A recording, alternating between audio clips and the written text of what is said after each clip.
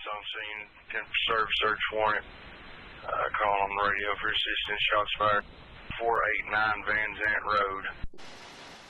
You just heard the audio from Laurel County Dispatch from the night police shot and killed a man in London, Kentucky. That audio confirms police were supposed to be serving a search warrant to 489 Van Zant Road. Instead, they showed up at 511 Van Zant Road. Now it's been nearly 14 months since police shot and killed Doug Harless after they breached the door of the wrong house just before midnight looking for a stolen weed eater. This week, attorneys and local leaders in London, Kentucky are hoping for more answers, as they tell me a special prosecutor handling the case might finally present the investigation to a grand jury this week.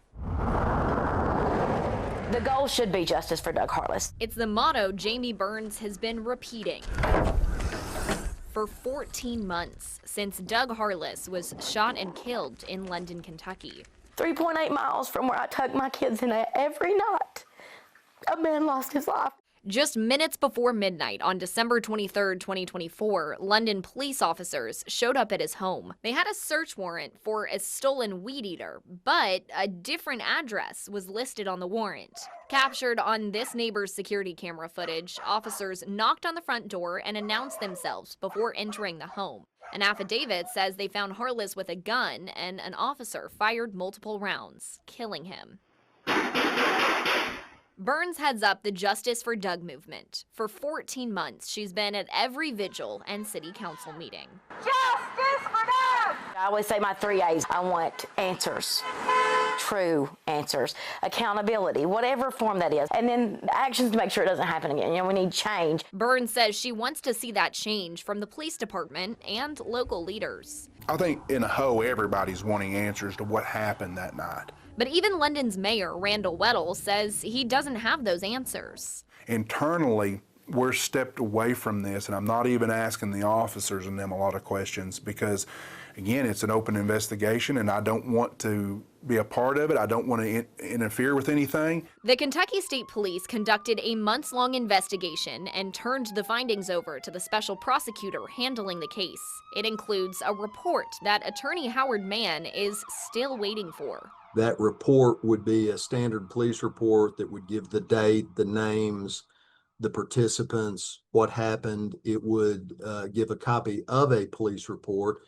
It would give a copy of associated documents, and it would give a copy of the warrant that to this day no one has seen. Mann and his co-counsel, Ashley Aberray, are representing the Harless family in a civil lawsuit. You know, there's many people that we believe could have prevented this at various points in time, whether it's the botched investigation, some follow-up, simply looking and opening your eyes when the lights turn on. There's a lot of different ways that this could have been avoided.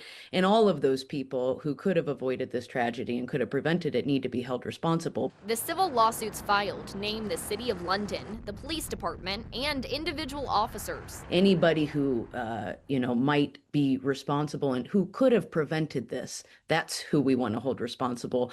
And as far as the family, that's what they want too. They want answers, they want justice, and they don't want another family to have to go through this. Right now, Mann says the civil lawsuit is at a standstill as they wait for the special prosecutor to present the information to a grand jury to see if a crime was committed. The effect of that is that we still haven't seen the police report, the conclusions, the witness interviews, and most importantly, the warrant that authorized any kind of appearance at a house out on Van Zant Road.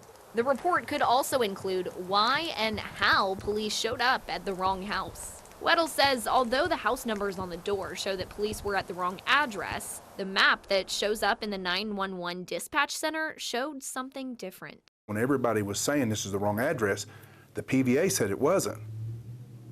So, is it?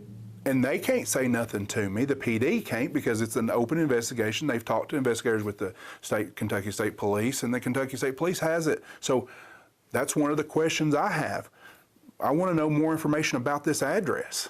While media, civil attorneys, and local leaders say they haven't seen the report yet, Weddle says he's confident in the city's police department. I believe they know how to do their jobs, and I believe that that until somebody shows me differently, that they executed it the way that it should have been done. But others, like Burns, disagree.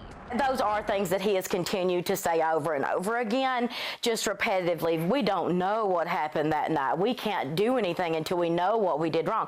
Well, no, you do know what happened that night, and you can make changes without the final verdict. You don't have to say, oh, well, we really messed up going to this house at midnight. You can say that it's just become to our knowledge that maybe midnight raids are not the best, and so we are going to start doing this, this, and this, just because procedures need to grow as time evolves. But they can spin that narrative that I'm not trying to do anything. I don't have the information to do anything. You know what I'm saying? I just don't. And I don't believe that we should live in a society that we convict someone and then rule judgment and store them away in a jail cell or fire them without having all the facts. Because what if the facts come out that they did nothing wrong that night? Then what? The City of London has all that information. They don't need the Kentucky State Police to tell them what their own police officers were doing. A tragedy happened. So at any point that you could find ways to prevent this horrible, tragic situation, you should be doing that. You know, I would hope that the London Police Department and everybody else involved would be proactive in trying to change things instead of waiting 14 plus months to determine if somebody else thought they did wrong. How do you conclude what we need to do different without the facts in the case? Weddle says he's hoping to reach that conclusion as soon as the report is released, which he hopes is by the end of the month. When this concludes, I want every document, every piece of item, I want it somewhere on the website. I want it somewhere people can look at this and see it themselves. Whether it makes us look bad or it vindicates us. Either way, it needs to be put out there for the public. And as soon as it's released, Mann says his office will proceed with the civil lawsuit, regardless of if a grand jury determines a crime was committed. No one is above the law. The law applies to everybody.